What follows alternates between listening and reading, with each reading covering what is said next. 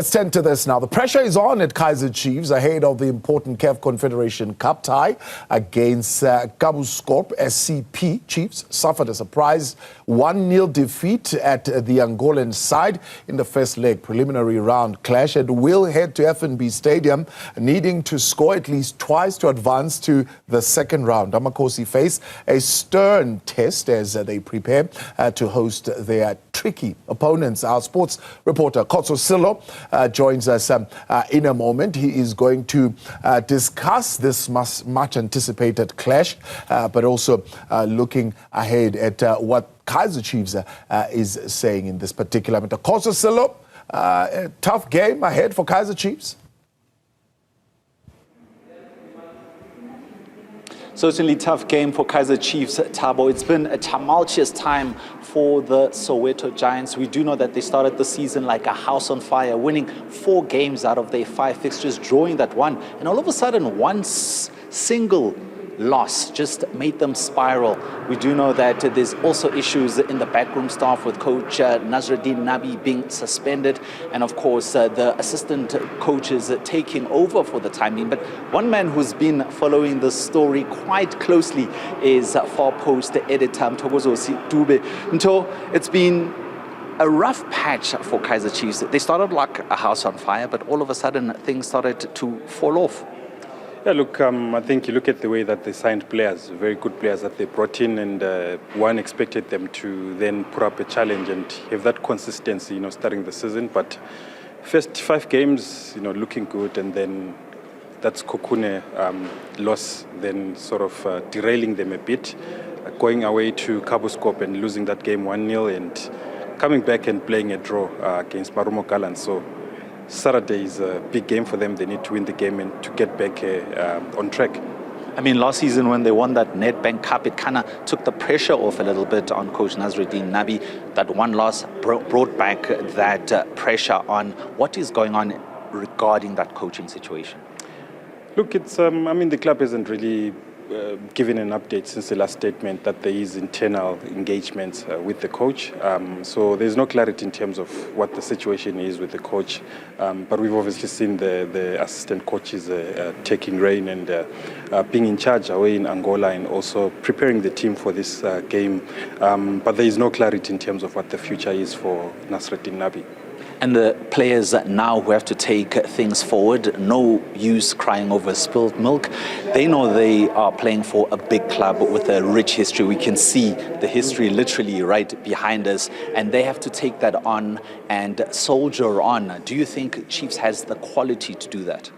Absolutely. I mean, you look at the kind of signings that they brought in. I mean, they brought in some really good players that I feel can improve the team.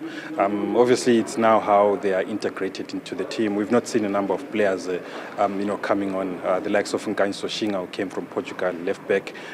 Ethan Chislet is yet to make his debut. We've seen Spesi Hlendlovu showing flashes of brilliance. They still have a Lebo Mabue who hasn't made his debut. So they do have the quality to turn things around. Is it a little bit too late? I mean, a 1-0 deficit away from home, you think they can do something special here? Look, when I look at the way Kabuscorp played in the first game, I do think they have a chance to turn things around in this game. I think they do have the quality. They're playing at home in front of their home crowd.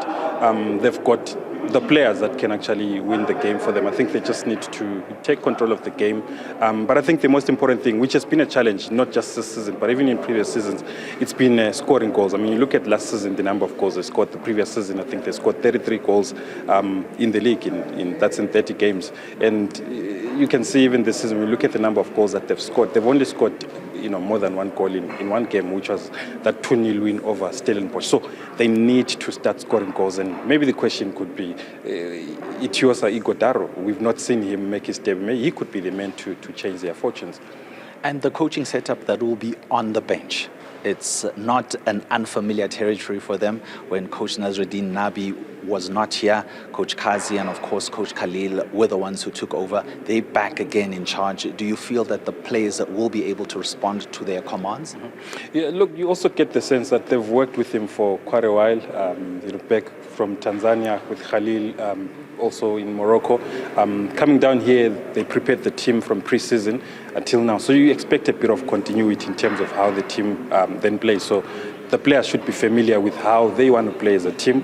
The assistant coaches should be familiar with how they were planning for the season. So you get the sense that they do know what they have to do to get a result on Saturday. In the early season rush, we saw the masses, and I mean masses of Kaizer Chiefs supporters coming out to the stadium to support their team. Even with a little bit of these hiccups, do you still see the fans coming out and supporting their Soweto Giants? Look, I do see them still coming. Of course, you've got to win games. That's how you buy time and sort of convince fans that you can still believe in the project. And I think the most important thing for them is to get a win against Kabuscorp and progress to the next round of the CAF Confederation Cup. It's a space that they've not been in. The last time Chiefs played in CAF was in 2021 when they lost in that final against Al Ahly. So coming back into Africa, they need to go as far as they can to convince the fans that Abu Ile Amakos. And on that note, how important is it for Chiefs as a brand to continue playing in African competitions? Look, I mean, big teams are playing on the continent. Big teams want to compete on the continent. I mean, you see teams like Al Ahly, there is that emphasis to say we want to dominate the space in Africa. And for Chiefs playing in the CAF Confederation Cup, I think it's a way to come back into that space. They play CAF Confed, they do well this season. The following season, they've got to get into a CAF Champions League and play in that space because they are one of the biggest teams on the continent and they need to be competing on the continent. And I mean, that's also how you put your players out there to be bought by teams from Europe. And that's where scouts are looking because the best teams on the continent are playing in that competition. And last season we saw Chiefs very good in terms of their build-up play and of course creating chances, but the problem was not taking those chances. Mayo, debut, goal. Do you think he's the catalyst that was missing? Yeah. Look, I mean, Kanyisa Mayo, 29 goals in 3 seasons for a team like Cape Town City. I think that tells you he's a consistent striker that can give you double figures, every season. He's come in, scored his first goal. And I'm actually just looking and thinking, with someone like Igor Daro possibly coming in soon and Elilepo on the left, I think there's goals in that front line. They also have Flavio Silva, who's already scored 2 goals since coming in. So you can see, I think they've gone into the market and they've brought in players that can actually get goals for them. So it's now just to get the combinations right and get them, scoring goals for the team. And I mean, the other Soweto Giants will also be taking part in CAF competition, which is the CAF Champions League, across from the FNB Stadium. They'll be in Orlando Stadium. They're also doing quite well in this competition. South African teams have started to take these competitions very seriously, haven't they? Absolutely. I mean, they didn't start the season very well, losing the first 2 games, but now it's 4 wins on the bounce. They got to the semi-final last season, and one felt they could have, gotten to the final. And in the final, anything can happen. And I'm sure this season they'd want to correct that and try and get themselves into the final. They've actually gone into the market as well, and they've signed some really, really good players. And we've seen the impact that Tsepang Mremi made in the MTN 8. We saw what Oswina Police did. So their new players are actually raising their hands, and they've got a good squad. They started off very well, beating Diori of Lesotho 3-0. And I think it's an easier one for them because they just need to get a win or even a draw, and they're through to the next round of the preliminary round of the CAF Champions League. Do you feel that the Orlando Pirates coach is educating the South African public in a little bit, in a sense of not consistent lineups always win you a lot of trophies, because they're involved in so many competitions and you need a different number of starting 11s per game per competition to make sure that you are able to win as many cup competitions as possible? Look, you've got to have a big squad. You've got to be able to rotate your players and always get them ready to be able to step up whenever they are called on. And I love what he says. He says that they are impact players. The substitutes are impact players. And we've seen them rise from the bench and coming in. Oswina Police in the midweek game against Siwelele rose from the bench, scored the goal in the MTN 8 final. Oswin and Tsepang Muremi combining for two of those goals that won them the MTN 8 final. So you get the sense that he's building a squad that the players that are on the bench are ready and sharp. When they come in, they actually make a difference, and which is a good thing. And especially later in the season, when you have injuries and fatigue, you'll need everyone to show up and win new games. And just finally from me, bringing it closer to where we are right now, Kaizer Chiefs, having those problems with the coaching staff, how important is it for all of these issues, backroom issues, need to be sorted so that the players and everyone else can focus on the job at hand, and that's playing football? I think the most important thing is to be decisive as a club. When you feel a coach is not sort of meeting the demands, I think the most important thing is to be decisive and cut them off and move on quickly, so that there's clarity, because that clarity gives confidence to the fan base about the project, also to the players as well. The players must know who is our coach, who is our coaches.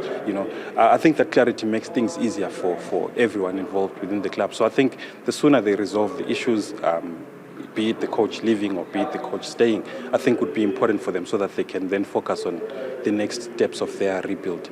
I know I said that was the last question, but I really need to ask you this. As somebody who's an investigative sports journalist, ear to the ground, is there any word as to who might come in and take over the reins at Kaizer Chiefs? Look, I think at this moment it's still obviously the issue of the coach who's there and the assistants that are capable of taking the club forward, because they've been part of the setup with the coach. So you get the sense that they are able to sort of take the project forward should anything happen to the coach. So my ear to the ground, I've not had any possible names.